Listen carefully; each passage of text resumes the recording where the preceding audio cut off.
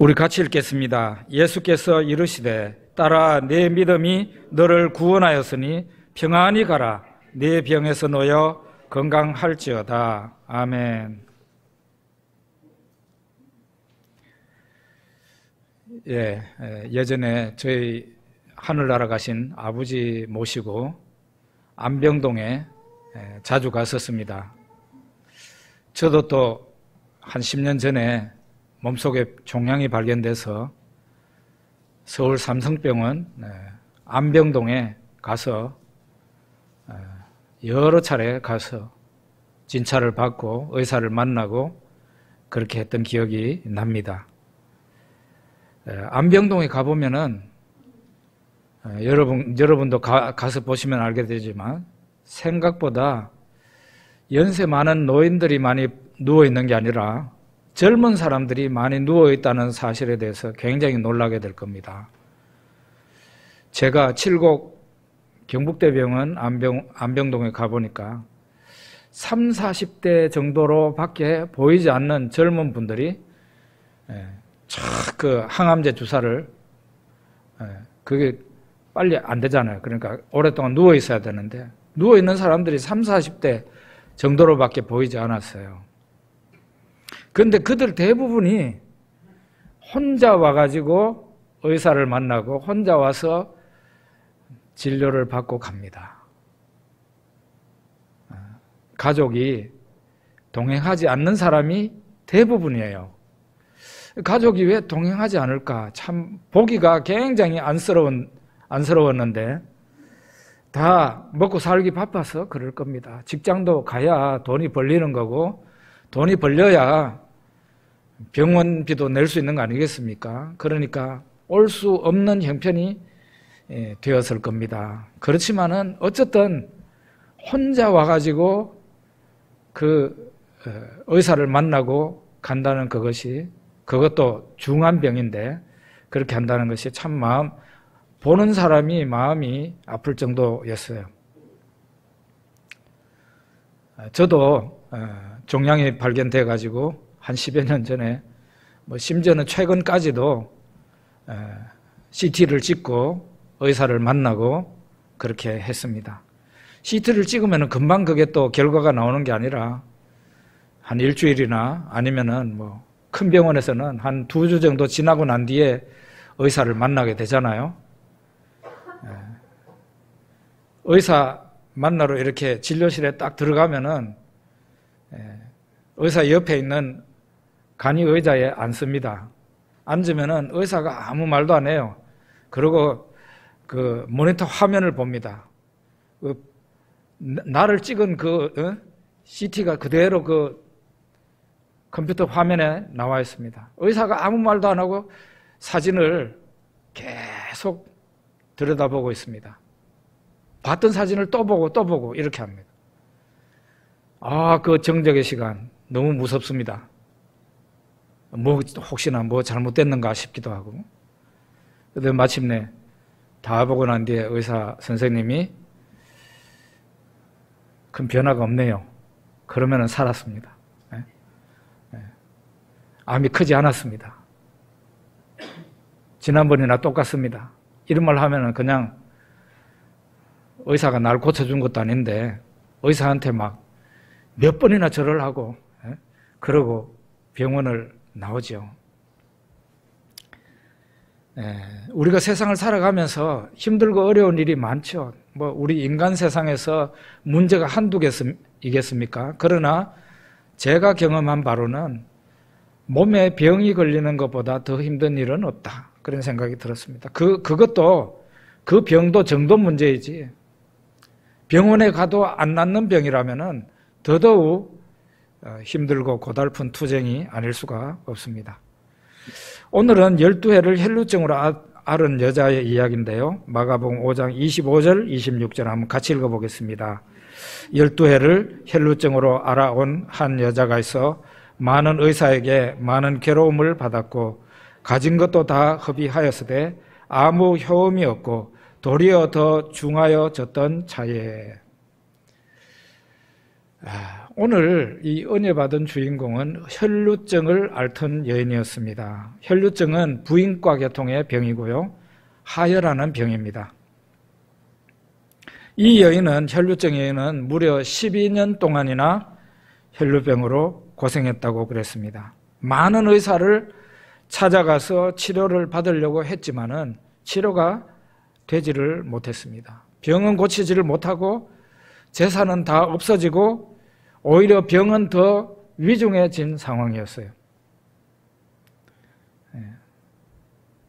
이 상황에, 그러니까 12년 동안 병과 싸워서 이기지를 못했어요. 어떤 의사도 이 여인의 병을 치료하지를 못했어요. 재산은 다 날아갔어요. 그런데 병은 더 심해졌어요. 이 여인의 고통은 사실은 지금 얘기한 그 정도는 약과입니다. 생각해 보겠습니다. 레위기 15장에 보면, 구약 레위기 15장에 보면은 유출병에 대한 율법의 말씀이 있습니다. 유출병이 바로 혈루증이에요. 유출병에 어떤 사람이 걸리게 되면은 그 유출병 환자가 누운 침대 있잖아요. 침대는 다 부정하게 됩니다. 그리고 그 환자가 앉았던 자리도 다 부정하게 됩니다. 어떻게 됩니까? 그 환자가 누웠던 그 침대에 누가 가서 앉았든지 접촉한다 하면은 바로 그 사람도 부정하게 되는 거예요. 유출병 환자가 앉았던 그 방석도 바로 거기에 누구가 앉으면은 부정하게 되는 거예요. 그리고 이 유출병 환자가 만진 그릇도, 사용한 그릇도 다 부정하게 됩니다. 그래서 질그릇, 그러니까 사기로 만든 거나 이런 거는 깨트려 버려야 됩니다. 부정한 그릇이 됐기 때문에. 이 나무로 만든 그릇은 물로 씻어야 돼요. 그런데 그 물도 그냥 물이 아니라 흐르는 물에 씻어야 돼요. 그렇게 돼 있어요. 그리고 유출병 환자가 만지는 것은 다 부정해집니다. 사람을 만졌다? 그러면 그 사람 부정하게 됩니다. 어떤 물건을 만졌다? 부정하게 됩니다. 짐승을 만졌다? 그러면 그 짐승도 부정하게 됩니다. 이게 가장 큰 고통이에요. 이런 사람이 가족이 있다고 하더라도 유출병이 발견된 이후로 같이 살 수 있겠어요? 못 살겠어요? 같이 못 살아요, 가족하고. 어떻게 가족하고 이렇게 접촉 한 분 못하고, 예를 들면은 제가 유출병이 있는데, 혈류증이 있는데, 이걸 사용했다 합시다. 다른 사람이 이거를 만지면은 부정하게 되는 거예요. 같이 살 수 있어요, 없어요? 못 살아요. 수건도 같이 쓸 수 없지. 심지어는 문고리도 같이 잡을 수 없지. 그러니까 어떻게 해야 됩니까? 이런 사람은 가족에게서 같이 살지 못하고 사회로부터도 격리되는 거죠. 그래서 유출병, 혈류증에 걸리는 것보다는 차라리 중풍병에 걸려서 드러누워 있는 게 낫고 반신불수 환자가 되어서 앉아서 생활하는 게 낫고 눈먼 소경이 되어서 앞을 보지 못하는 것이 차라리 이 유출병 환자보다는 더 낫다는 거죠.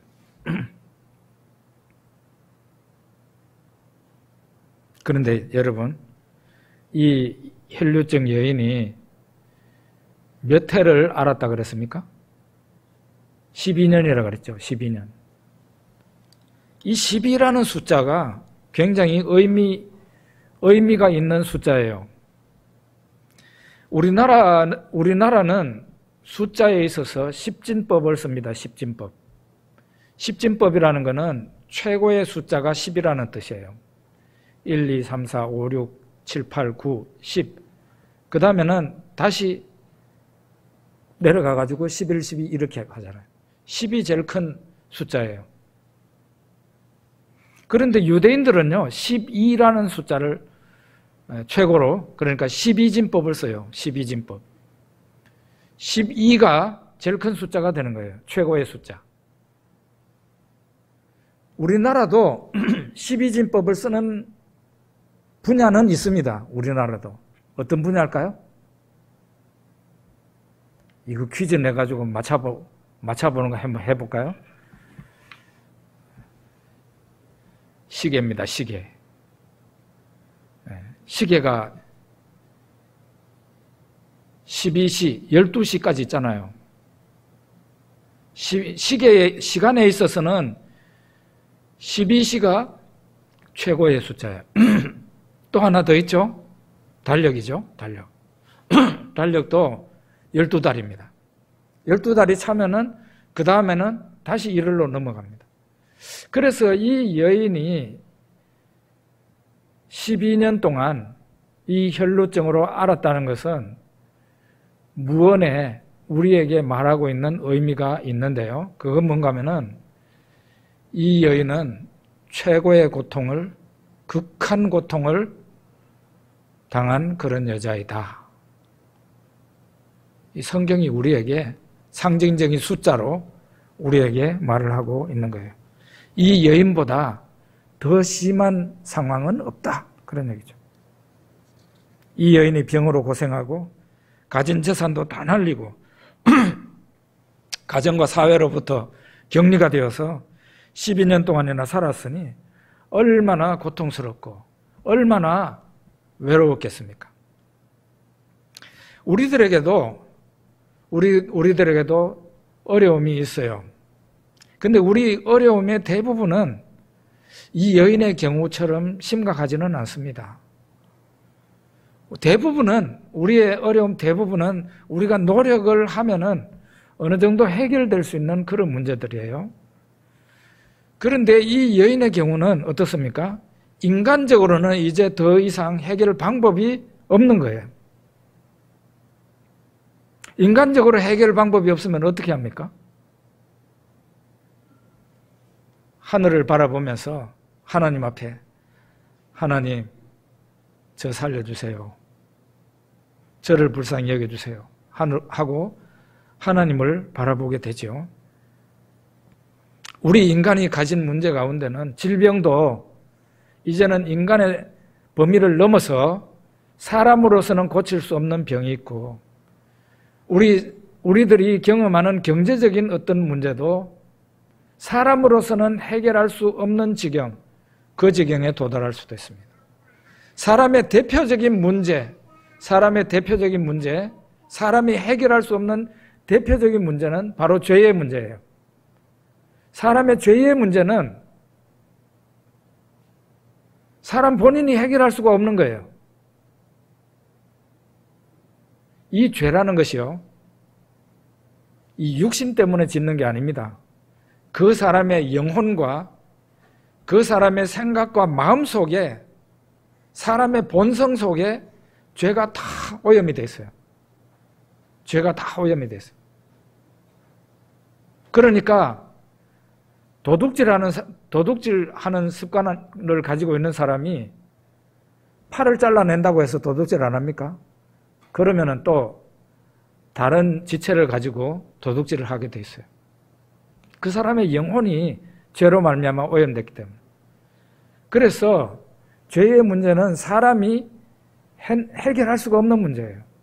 뿐만 아니라 이 죄라는 것은 죽고 난 뒤에 심판을 받아야 된다는 게 문제가 있는 거예요.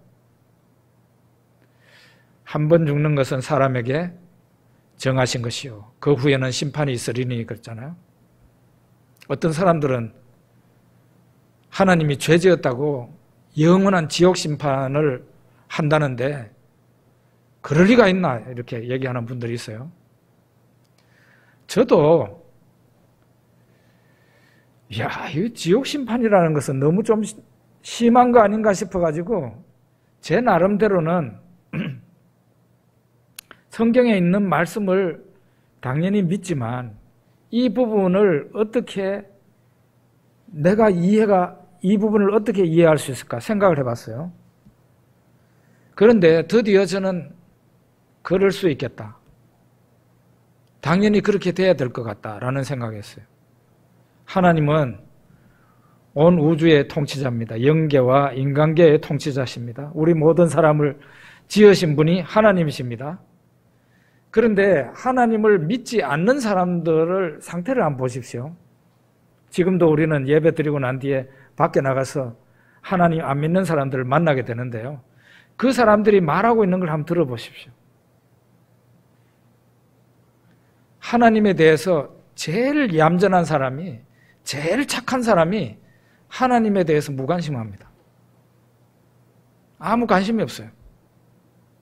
하나님이 그를 이 세상에 태어나게 했는데도 그에게 먹을 것을 주시고 입을 것을 주시고 그가 호흡하게 하시고 맥박이 뛰게 하셨는데 그는 하나님에 대해서 어떤 감사도 없고 무관심합니다. 제일 착한 사람이 그래요. 그런데 그렇지 않은 사람들은 대부분 하나님과 원수된 삶을 삽니다. 예수 안 믿는 사람들이 제일 듣기 싫어하는 말이 뭔지 아십니까? 예수라는 그 이름입니다. 예수라는 이름이 나오는 순간에 꼭 경기하듯이 발작하듯이 거부감을 가집니다. 여러분, 이런 분들이 하나님 앞에 섰을 때, 예수님 앞에 섰을 때 용서가 가능합니까? 용서 가능하지 못하죠. 그들은 하나님과 영원히 분리되어서 살아왔고 죽고 난 뒤에도 그러면은 네 소원대로 해라. 영원히 하나님에게서 분리된 상태로 살아갈 수밖에 없는 거예요. 우리 인간이 해결할 수 있는 문제가 있고 해결하지 못하는 문제가 있어요. 이제 그 27절에서 29절 한번 같이 읽어보겠습니다. 예수의 소문을 듣고 무리 가운데 끼어 뒤로 와서 그의 옷에 손을 대니 이는 내가 그의 옷에만 손을 대어도 구원을 받으리라 생각하밀러라. 이에 그의 혈루 근원이 곧 마름에 병이 나은 줄을 몸에 깨달으니라. 이 여인은 자기 병을 고침받기 위해서 이제 다른 방법 써봤자 소용이 없고 예수님에 대한 소문을 듣고 예수님에게 갔습니다. 이 사람이 예수님에게 은혜를 받아야 되는데 어떤 식으로 예수님에게 접근을 하려고 했느냐. 예수님 뒤로 가가지고 예수님에게 점점 가까이 갔어요. 그리고 예수님에게 말도 안 하고 예수님 옷자락에만, 예수님 몸도 아닙니다. 왜 몸에 손가락을 대려고 생각하지 않았을까요? 몸에 대면은 구약 율법에 의하면은 내가 부정한 여자라고 생각할 때 예수님 몸에 대면은 되겠어요, 안 되겠어요? 다른 사람 몸에 손을 대면은 그 사람이 내 때문에 부정하게 되는 거예요. 그러니까 이거는 예수님에 대한 자기의 예의예요. 예수님이 모르게 뒤로 가가지고 예수님 옷자락에만, 예수님이 모르는 가운데, 사람들이 모르는 가운데 예수님 옷자락에 딱 손을 대겠다고 생각하고 접근해서 그렇게 했습니다. 최대한 예수님을 난처하게 하지 않고 고침을 받으려고 한 것입니다. 예수님께 병 고침을 받고 예수님께 은혜 받은 사람들을 보면은 다 그 시도한 모양이 다 달라요.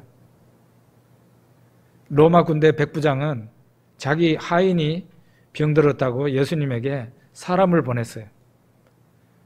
예수님이 가서 고쳐주리라 그랬어요. 근데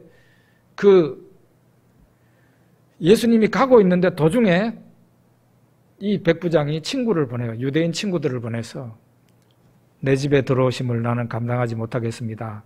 계시는 곳에서 말씀만 하셔서 내 병을 낫게 해주십시오. 나도 군인이라 부하가 있습니다. 상관이 있습니다. 내 위에 있는 상관이 내한테 어디 가서 뭘 하라 그러면 나는 순종합니다. 내 밑에 있는 부하한테도 내가 명령하면은 그 부하가 가서 곧바로 내가 시키는 대로 합니다. 당신께서도 거기에 예수님께서도 거기 계시는 곳에서 말씀만 하시면은 내 하인의 병이 나을 줄 믿습니다. 예수님께서 그 로마 군대 백부장 믿음을 칭찬하셨죠. 그리고 하인을 낫게 했습니다.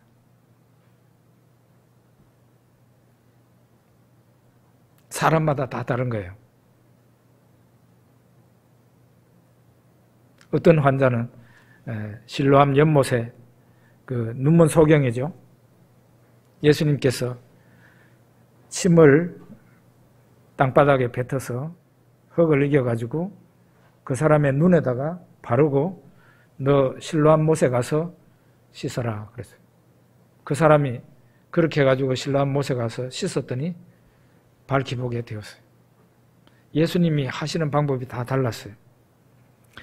이렇게 이 여인 같은 경우는 예수님이 최대한 모르는 가운데 그리고 예수님에게 성가시게 하지 않는 방법으로 주변 사람들이 내가 또 부정한 여인이라는 것을 알면은 도망을 다 갈 거 아니에요. 그러니까 이상하게 된단 말이에요. 나도 안 좋은 상황이 되고 나를 아는 주변 사람들도 기분이 나쁜 거죠. 그런 상황을 만들지 않고 최대한 조용하게 내 병을 낫겠다는 그런 마음을 가지고 예수님 뒤로 가가지고 예수님 옷자락에다가 손을 댄 것이죠. 그런데 이 혈루증 여인이 예수님께 접근하기는 어떻겠습니까? 쉬웠겠습니까? 쉽지 않았다고 봐야 돼요. 왜냐하면은 이 특별히 병 고침 받고자 하는 사람이 굉장히 많았고 그 당시에 성경을 보면은 귀신 들린 자가 왜 그렇게 많았어요? 그런 사람도 많았고 하여간 예수님 가까이에 접근하려고 하는 사람이 너무 많은 거예요. 근데 이 여인 같은 경우는 예수님에게 접근하기가 더 어려운 것이 예수님이 회당장 야이로라는 사람의 부탁을 받고 야이로의 집으로 가고 있는 중이었어요. 그 야이로의 딸이 죽어가고 있었어요. 내 딸이 죽어갑니다. 어서 오셔서 딸에게 손을 얹어서 낫게 해달라고. 그래서 예수님이 그 야이로의 집으로 가고 있는 중이었어요. 그러니까 예수님이 이동하는 상황에 수많은 사람들이 예수님을 둘러싸고 있는 상황이에요. 예수님에게 접근하는 게 쉬운 일이 아니죠. 쉬운 일이 아니면은 포기해야 됩니까? 어떻게 해야 되죠? 다음번에 은혜 받기로 해야 됩니까? 오늘날 예수 믿는 많은 신자들, 불신자는 우리가 말할 필요도 없이 예수 믿는 신자의 많은 사람들이 지금 예수님 만나기 힘들면 다음번에 만나지 뭐. 이런 식의 신앙생활을 해요. 예수님이 좀 한가하실 때를 기다리자. 꼭 그런 모양을 보여요. 굳이 내가 지금 현재 가가지고 예수님을 성가시게 하고 힘든 일, 이게 이루어질지 안 이루어질지도 모르는데 내가 그렇게 갈 필요가 있겠나? 그렇게 하면요, 첫날, 만날이 흘러도 절대 은혜 못 받습니다. 솔직히 말해서 예수님에게 은혜를 받으려면요, 다른 사람에 대해서는 쌍무시해야 됩니다. 오직 내가 은혜 받고자 하는 마음을 가져야 된다 이 말이에요. 뭐 예의고 뭐가 없어요. 내가 살아야 될 거 아닙니까? 그죠? 내가 살아야죠. 내가 살고 난 뒤에 다른 사람에게 봉사라도 할 수 있고 예수님에게 인사라도 할 수 있는 거예요. 이 여인은 12년 동안이나 자기가 괴롭힘을 당한 이 혈루증과 이제는 이별해야만 되는 거예요. 이제는 더 이상 이 혈루증과 싸우고 싶지 않은 거예요. 이제는 돈도 없고 찾아갈 의사도 없고 병은 더 심해지고 이제는 내가 예수님을 만나서 이제 이 병을 끝장내야 되겠다. 그런 생각을 갖고 결의를 가지고 예수님께로 간 거예요. 이 여인은 사람들 인파를 해치고 사람들 사이를 뚫고 들어가서 겨우 예수님 뒤로 가가지고 예수님 옷자락에 손을 댔을 겁니다. 손을 딱 대는 순간에 예수님 옷에 이 여인의 손이 닿이는 순간에 예수님에게서 능력이 확 나와서 이 여인의 병이 치료가 됐습니다. 순간적으로 치료가 됐어요. 순간적으로. 저는 많은 사례를 봤습니다. 병에 들린 사람, 암에 걸린 사람, 이런 사람도 봤는데요. 어떤 사람들은 순간적으로 고침받고 어떤 사람들은 기도를 했을 때 차츰차츰 나아져서 나중에 완쾌되는 경우도 있고 그렇더라고요. 예전에 제가 암이 걸려서 초신자 시절에 암이 걸려서 신유 집회를 찾았을 때 어느 날 아침에 그 집회장 마당에 떡 나왔더니 한 사람이 저한테 간증을 하는 거예요. 그 사람 날 처음 보는 사람이에요. 저도 그 사람 모르는 사람이에요. 얼마나 기쁘니까 내한테 간증을 했겠습니까? 자기는 여기 척추에 이 감자만한 암덩어리가 붙어 있었다는 거예요. 척추에. 암덩어리가 어젯밤까지 붙어 있었대요. 그런데 아침에 일어났더니 그게 없어졌대요. 여러분 이걸 뭘로 설명을 할 겁니까? 과학을 신봉하는 사람들은 아니 그게 수술하지 않고 그게 감자덩이 같은 게 수술도 안 했는데 어디로 가? 진짜 하나님의 은혜와 능력은 대단한 게요. 거기에 수술칼을 댈 필요도 없고 약을 먹을 필요도 없고 그리고 나중에 흉터도 안 남고 꼭 꿈꾸는 것 같이 하나님의 역사가 나타나요.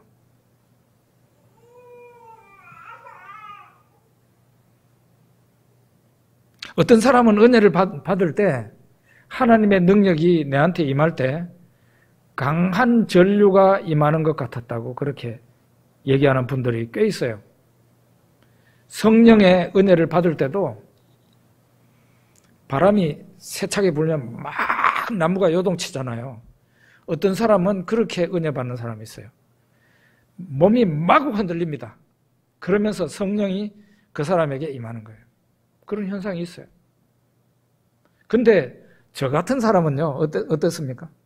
제가 암을 고침받은 사람인데도 하여간 따끔거리는 것도 없었습니다. 아무런 느낌이 없었어요. 제가 예수를 영접할 때도 마찬가지예요. 제가 예수를 영접할 때 무슨 느낌이 있어야 말이지. 아무런 느낌이 없어요. 그런데 시간이 조금 흐르잖아요. 내한테 은혜가 임했다는 것을 알게 되는 겁니다. 그게 몸으로 느껴져요. 내 몸이 나았다는 것을 보여준다 이 말이에요. 이 여인도 자기의 병이 나았다는 것을 알게 되었습니다. 하나님의 치료는요, 약도 필요 없고 수술도 필요 없고 돈도 필요 없고 흉터도 남지 않아요. 이야, 정말 신기하고 놀랍습니다. 저는 순전히 저 같은 케이스는 순전히 기도로 나은 케이스예요. 하나님의 은혜가, 하나님의 능력이 저한테 임하면서 암이 치료가 된 겁니다. 그런데 저는 이제 골수암이니까 이 뼈계통이잖아요. 제가 그때 20살에서 22살 요쯤 되는데 그 나이에도 제가 신경통이 있었습니다. 신경통. 나이 젊은데도 신경통이 있었다니까요. 어떤 날은 신경통이 상당히 심했어요. 그런데 하나님이 제 암을 고쳐주실 때 신경통도 깨끗하게 나왔어요. 저는 지금까지 신경통 없습니다. 하나님의 놀라운 은혜가 그거예요. 그냥 꿈꾸는 것 같아요. 꿈꾸는 것 같아요. 이제 33절에서 34절 한번 읽어보겠습니다. 여자가 자기에게 이루어진 일을 알고 두려워하여 떨며 와서 그 앞에 엎드려 모든 사실을 여쭈니 예수께서 이르시되 딸아 네 믿음이 너를 구원하였으니 평안히 가라 네 병에서 놓여 건강할지어다. 이 여인이 자기 몸이 나은 것을 알게 되었습니다. 그런데 그걸로 끝나지 않았어요. 예수님이 자기에게서 능력이 나간 것을 알았어요. 그래서 누가 나를 만졌다 그랬습니다. 그래서 제자들이 아니 여기 예수님을 만진 사람이 한두 사람입니까? 제자들은 그런 반응이었죠. 그런데 예수님이 뒤를 돌아서 자기를 만진 자가 누군지 이제 보려고 뒤로 도니까 여인이 스스로 이제는 숨길 수가 없는 상태인 줄 알고 예수님 앞에 나와서 모든 사실을 여쭈었다 그랬어요. 모든 사실을 여쭈었다는 게 뭡니까? 주님, 저는 혈루증 여인이었습니다. 부정한 여인이었죠. 12년 동안 이 병으로 괴롭힘을 당하고 격리 생활을 하고 내 재산 다 없어졌습니다. 어떤 의사도 내 병을 고치지를 못했습니다. 그런데 오늘 저는 됐습니다. 주님 옷자락에만 내 손을 댔을 뿐인데 주님의 능력으로 저는 치료가 됐습니다. 그랬더니 이 여인에게 예수님이 하시는 말씀, 딸아 네 믿음이 너를 구원하였으니 평안히 가라 네 병에서 놓여 건강할지어다. 예수님이 이렇게 말씀하셨어요. 예수님께서는 만병의 의사이시죠. 우리 영혼의 병을 치료하시는, 영혼의 병, 죄를 치료하시는 의사이시고 우리의 육신까지도 치료하시는 의사이시죠. 어떤 분들은 예수님이 영혼을 구원해 주시는 분이라고만 많이 생각을 해요. 그러면은 예수님께서 우리의 죄를 용서하시고 우리를 영혼만 구원해 주시는 그런 분이라면은 우리의 육신은 뭐가 되는 거예요? 사람은 영혼만 있는 존재가 아니라 육신도 있고 사람이 먹고 살아야 되고 병도 걸리지 말아야 되고 또 결혼하고 자식도 낳아야 되고 사람의 일은 복합적이에요. 그래서 사람에게는 전인격적인 존재가 사람인 것이에요. 예수님은 우리 영혼을 구원하실 뿐 아니라 우리의 전인격을 온전하게 하시는 예수님이란 말이에요. 이 여인 경우에도 보면은 어떻습니까? 이 여인이 병보다도 더 심각했던 것은 가정과 사회로부터 격리되어 있었다는 거예요. 사람이 사람 노릇을 못했다는 거예요. 그런데 예수님께서 이 여인의 병을 치료하심으로써 이 사람으로 하여금 사람 노릇을 할 수 있도록 가정으로 복귀하고 사회로 복귀할 수 있도록 사람들 사이에서 살아갈 수 있도록 전신을 온전케 한 거죠.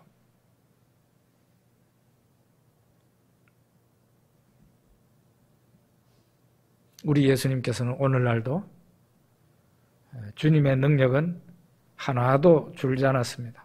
주의 능력이 샘솟듯이 계속 펑펑 솟아나오고 있어요. 문제는 주의 능력을 우리가 체험해야 되잖아요. 그거는 바로 소망이 우리들 속에 중요한 것이에요. 내가 이 병을 반드시 고침받아야 되겠다는 그것이 필요한 거예요.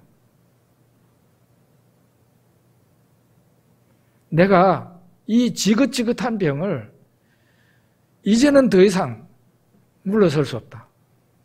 이제는 내가 세상에 어디 가도 고칠 수 없는 병인데 내가 이제는 예수님께 은혜 받아서 이 병을 끝내야 되겠다.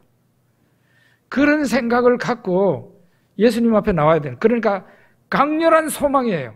이게 그냥 흐지부지한 소망이 아니라 반드시 이 소망이 이루어져야 되겠다는 그런 강렬한 소망 말이에요.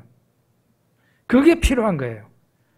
여러분, 그 강렬한 소망을 가지게 되면은 그 사람의 신앙생활 모습이 달라집니다.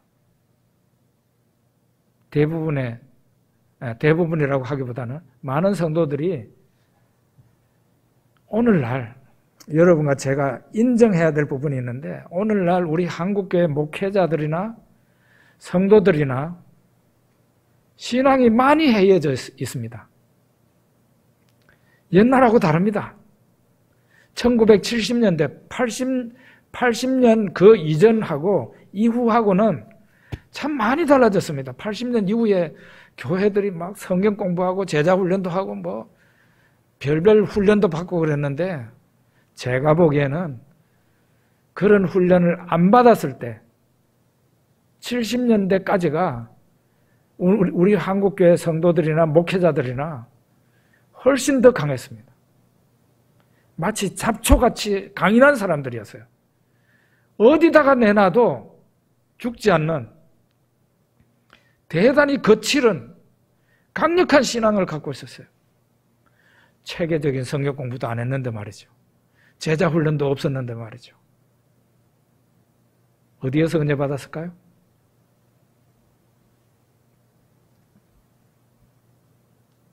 그때는 새벽기도 열심히 참석합시다, 그런 구호도 없었어요.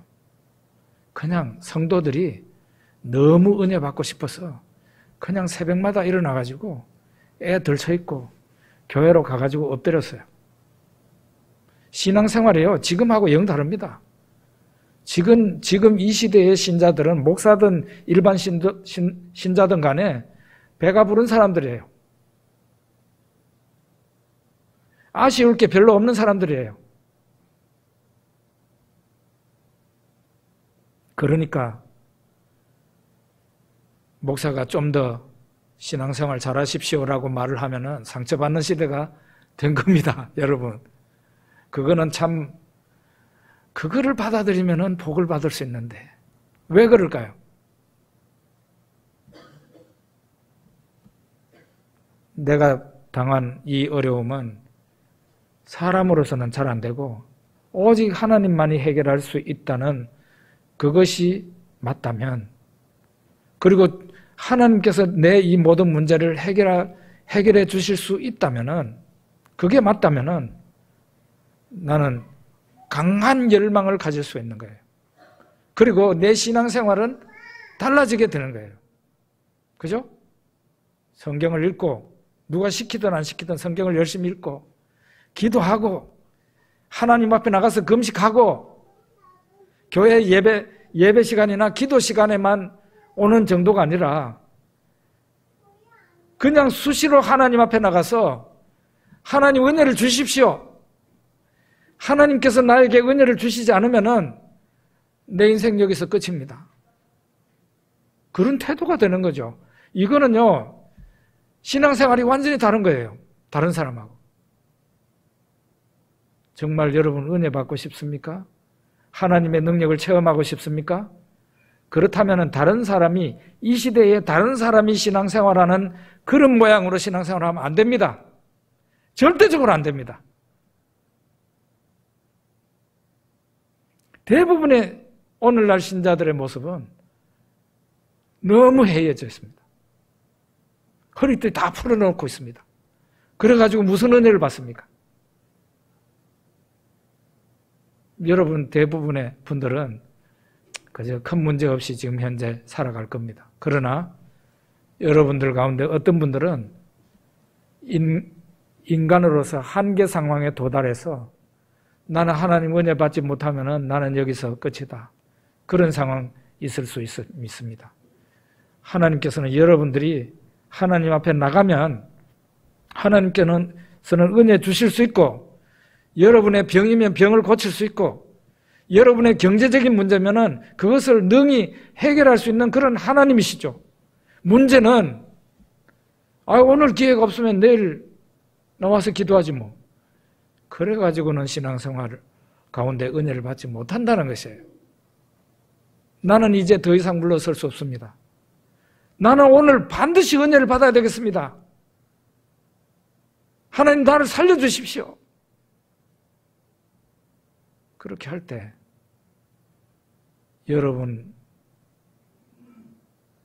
도저히 해결할 수 없는 그 문제도 눈 녹듯이 마치 꿈을 꾸듯이 일시에 사라지고 해결되는 것을 여러분도 경험할 수 있고 저 역시 경험하게 될 것입니다. 기도하겠습니다.